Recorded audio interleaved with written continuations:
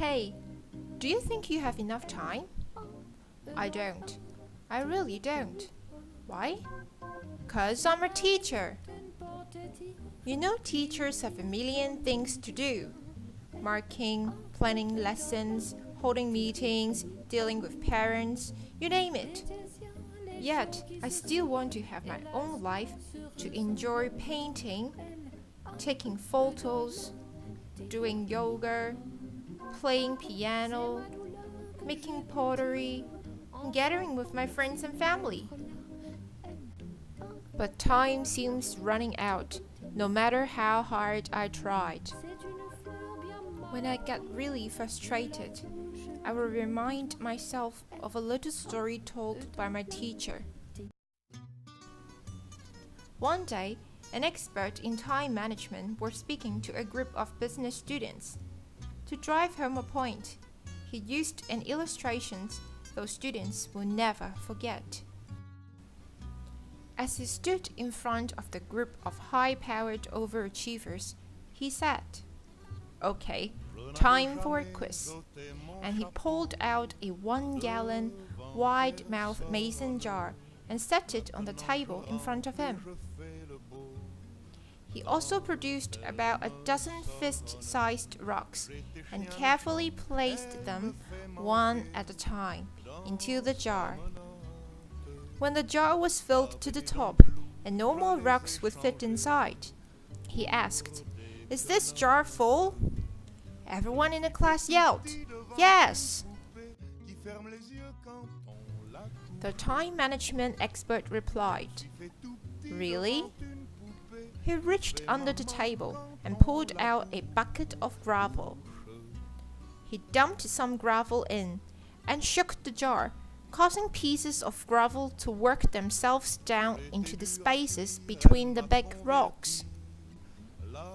He then asked the group once more, "Is the jar full?" But this time, the class was on to him.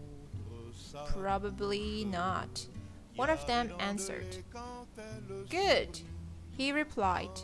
He reached under the table and brought out a bucket of sand.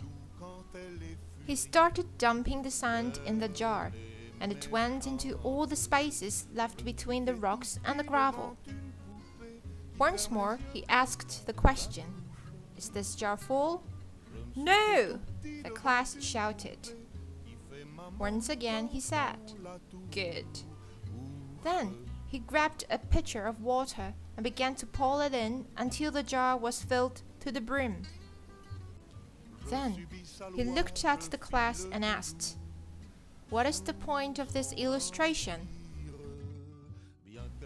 One eager beaver raised his hand and said, "The point is, no matter how full your schedule is, if you try really hard, you can always fit some more things in it." "No," the speaker replied, "that's not the point. The truth this illustration teaches us is, if you don't put the big rocks in first, you'll never get them in at all." So, what are the big rocks in your life?